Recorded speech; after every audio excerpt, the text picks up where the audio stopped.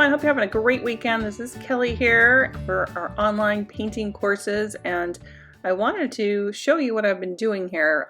This is a tile, an art tile that I had, and you can see on the bottom here it's been scuffed up a little bit. This one was in and out of one of those little wooden tile holders that I had, and I used it for a few demos and classes, so it's gone in and out quite a few times, and we've got a little problem with the bottom here. So this one has already been varnished, but I'm going to show you, because the varnish is scratched off, you can do a little touch up. Now I don't have my Twilight Purple, so I'm going to try to use some Spectrum Noir markers for this touch up using two different colors, two different shades of blue and a red, and see if I can get this to somewhat match up. So as you can see here where the tile has been scratched, this is going on there very easy. So you can add a little bit on top where it has previously been varnished. You can see where that does show up on there, so that's possible. Now I'm going to add a little bit of that reddish pink color that I have, and I'll list those for you down below just in case you're curious and you want to know what I was using here. And if I just touch this up, it actually matches pretty good, and you know, it looks like it could have been this way when I first did my tile. We all know how alcohol inks work. And then you have a lot of variations with colors. So I think this is going to work. Just throw a little bit in here as well of that pink. It doesn't show up quite as well on that darker blue there that we have, but at least you get a little bit of that color in there so it blends just a little bit more. So now what I'm going to do is take this, we're going to spray it with some varnish, and we're going to let that dry, and then what I'm going to do is I'm going to show you how I am using my art resin. We're going to turn this into a coaster. So here's what it looks like all dry, and I have to apologize, my lighting's not great here because it's evening time now and it's a little bit more yellow. This is actually prettier than what it looks like here. But you can see here what I have for small projects are two little squeeze bottles, and I think I got these at Hobby Lobby, but you can order them online everywhere. They're nice because they have the milliliters and they also have the ounces on here. And it's just a small bottle. It holds 1.5 ounces in each one. And it's got the little top so you can keep your resin and your hardener separate. So I've labeled them with an R and an H, and I've got my little small cup here, and we're going to attempt to do this with only 1 ounce of resin. We're going to see how far we can get on 2 tiles for this. And I'm going to use a paintbrush on this one. Now if you've seen my other courses on YouTube, or my other video on YouTube, I had poured a lot of resin, so I'm trying to get better at saving it because it's expensive, as we all know, right? And I'd like to have that UV protection on my tiles. It works so much better than the spray varnish or the spray UV, and it protects the tile a lot more from scratches, and you can use them as a coaster.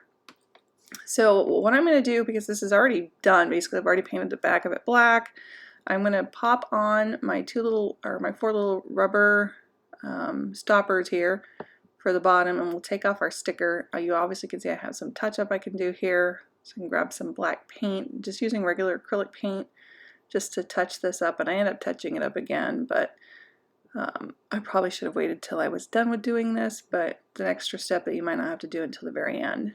So anyway, these little rubber feet that I have, I'll put a link for you on those as well. I bought those on Amazon. And they just lift that tile up just a hair so that the resin doesn't drip underneath and doesn't stick to your tile. So as you can see here, I'm not using tape on this one. Now normally I always use tape because it's much easier than having to take off drips. But I'm trying to do a little bit less resin to save on some money and see if I can accomplish what I want to do here. So R and an H on my little squeeze bottles here, and I'm going to squeeze these in separately. Now I've done this another time later, and it was much easier. I actually poured these in at the same time, but because these have a nice little measure on the side here, it's really easy to make sure that you've got the right amount. So obviously I have equal amounts in here. I have 1.5 ounces of resin, I have 1.5 ounces of hardener. So I'm going to try to get this as close as I can from 1.5 ounce down to the 1 ounce. Or if you do milliliters, it's 40 milliliters down to 30 milliliters. So what you see me doing here is I keep laying this flat on my level surface here. Make sure that your area is level when you do this. Very important, or else you'll have your resin lopsided and it will tend to run off on one side or another. So you want to make sure that you give it a few seconds for that resin to drop down, because and make sure that the hardener is a little bit thicker than the resin, so that takes a little bit longer for it to drop down. So you want to make sure you have your measurements right, and I always check it again at the very end as well. So you'll see here I'm kind of playing back and forth. That's why I ended up going with squirting them both at the same time on the next time that I did it, but you get an idea of what I'm trying here. We are all learning. We're always learning, right? So these are almost there. A little bit more. Again, bringing it back to the table and measuring it up.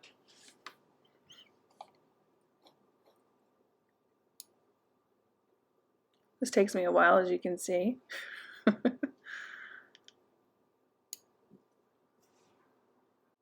So you can see here my levels are pretty good. I've got my 30 milliliters in there, or I'm at my marker of 1 ounce.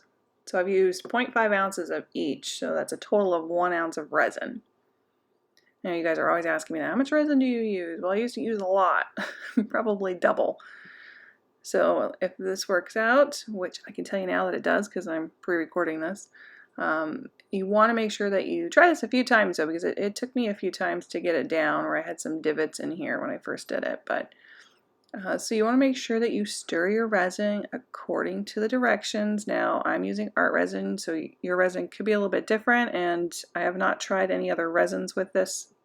And I know Art Resin does thin out nicely, so it gave a really nice smooth surface. So I cannot say what the other ones will do for you, because I pretty much am a big fan of Art Resin now. So I've mixed that for 3 minutes, making sure that I'm stirring the bottoms and the sides real well. Make sure that you have a flat cup when you're dealing with resin, because it can get into the little grooves of your cups. So I always do a flat cup. And we are back now. I've stirred it for 3 minutes, and you can see there's a lot of air bubbles in there.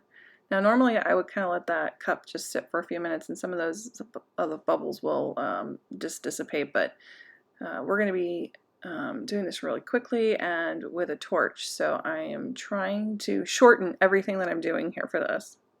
Because you know how it is, if you've got a number of tiles to do, you want to do this fairly quick, right? Or if you just want to do one in an evening, it makes it easier. So I'm going to pour a good amount's probably what, the size of a $50 here, if you have those, if they make them anymore.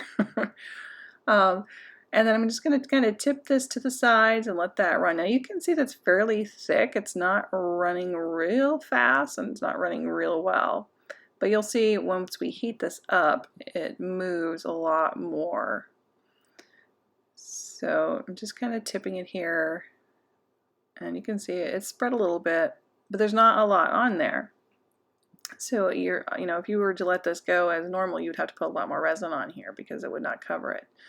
So you can see here, I'm using just one of those little fire sticks there with a little trigger on it, and these work okay, but it takes you a long time to get rid of those bubbles. You can see some of them have popped. So what I like to use is a little mini torch. This is a little plumber's torch. I think it was around $29 or maybe $35 at in the plumbing section, and you can find those in most hardware stores. So I've heated that up, and you saw how quick those bubbles went away. It was almost instant.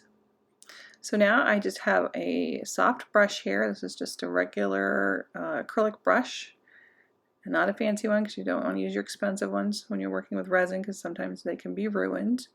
But I'm just spreading that out now all over this tile. And remember, it's self-leveling, so you can see as it kind of rolls back into position once you get this out to the edges. Now, as I said before, it took me a few times to kind of get this right, where I did not have any little marks or bubbles or spots on here, and made sure it was level. So just make sure you have that coverage really well, and kind of tilt your head to the side, make sure that there's no spots that you missed. Then once you have that basically everywhere around there, you're just going to kind of finish off those edges with a very light coat of the resin. Now you don't have a lot on here, so this shouldn't be dripping off your edges at this point. If it does, you've defeated the purpose. So we're using a little bit less. Now once you have that on there, that first good coat, you can put just a little bit more, almost the amount that I had before. And remember, it's moving slowly because it's not, hasn't been heated up. I'm just going to kind of give it a second to settle. And then we'll go ahead and torch that as well, get those air bubbles out of there. Okay, see, now it's clear. And you can see how that's kind of moving and filling in. So I kind of let that second coat just kind of spread out, see what it's going to do, see if it covers all of those areas. And again, it's not a whole lot, so it's not running and dripping down your edges. You have to be careful, you have to kind of babysit a little bit. And that is really just nice, it's leveling quite nicely, and I don't see any marks on here. Make sure you take your brush and go over those edges again, just to make sure you don't have a lot of resin on the sides.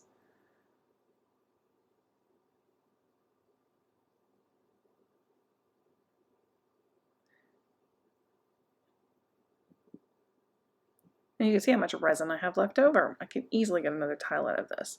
So I'm going to move this to the side, and I'll be able to tell you when I do this, it kind of lifts up a little bit and I get a little bit of resin underneath. But that's okay, we're still learning. So we're going to go ahead and do the second tile. We're going to do the same thing. Go ahead with a little bit to start, and we'll heat that up. Now I did mean to tell you I have, as you all know, I have these already sealed with the varnish. They do not have a coat of UV spray on them, just the varnish. And I do that because some inks will reactivate. I don't know if it's a chemical reaction, but it reactivates with the resin and it can lighten. So I found that this works really well holding the color if you make sure that you seal it before you varnish it, before you resin it. So again, spreading that out once it's heated up, making sure that you get it to the edge.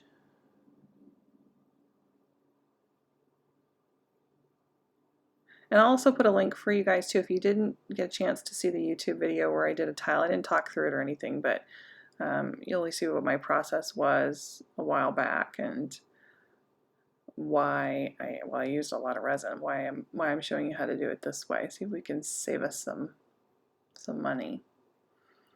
So we have it all spread out again. And then we'll go ahead and we'll put that little bit of second coat on there. Let me torch it one more time here. Sometimes you can create air bubbles in there when you're moving things around with your brush.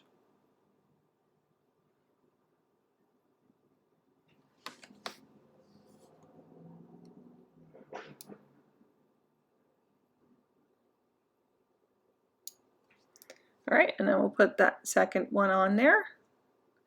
And you can see I still have resin left over. And you see how that's spreading right out as soon as you warm that up. You want to make sure that you don't warm it up too much. You'll see a little bit of smoke if you have that resin too hot.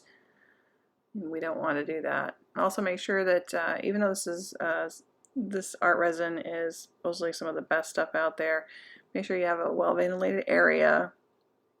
And once this does cure, it meets, I guess, the FDA regulations, and food can touch this, which I thought was really cool. And one other thing, it does hold up to a hot cup up to about 120 degrees Fahrenheit. So if you sell these, you want to make sure that people are not using these as trivets for hot pans because it can melt.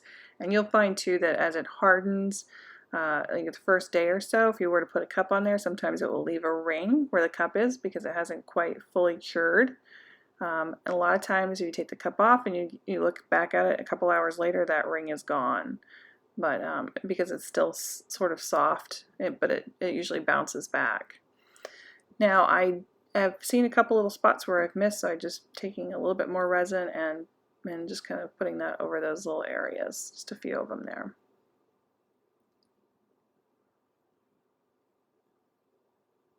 Again, I always like to go back right before I finish and just make sure that I've got the edges real well. and that there's not a lot of excess resin on the side. So remember, we have those little rubber feet under there, so we've got a little bit of a space under there.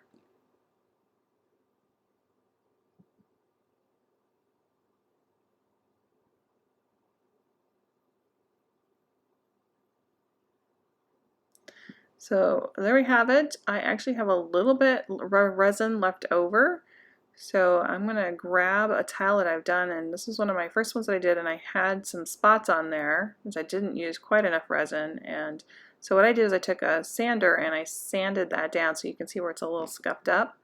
And you can kind of see up at the top there where there's a few little spots there.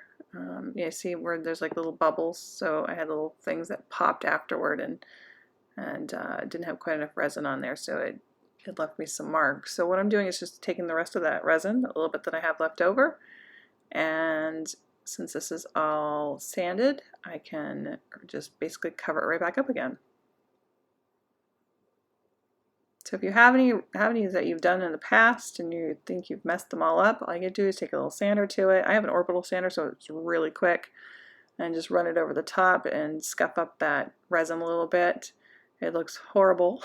Wipe it off, and you think you've ruined it, but you haven't. As soon as we put this resin on top, look how clear this gets again. It just fills right back in.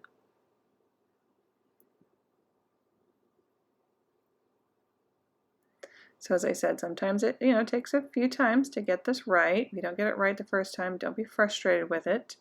As with anything, and there's always a learning curve.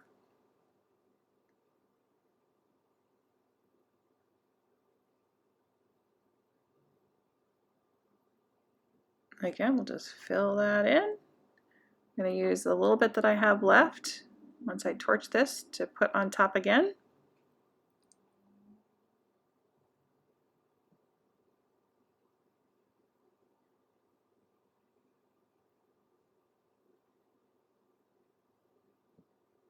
And you can see I still have a pretty good amount. So I think even if I didn't have a coat of resin already on this one, we probably could have done a third tile or real close to it. I didn't like to push it, but I'm pretty happy with that outcome.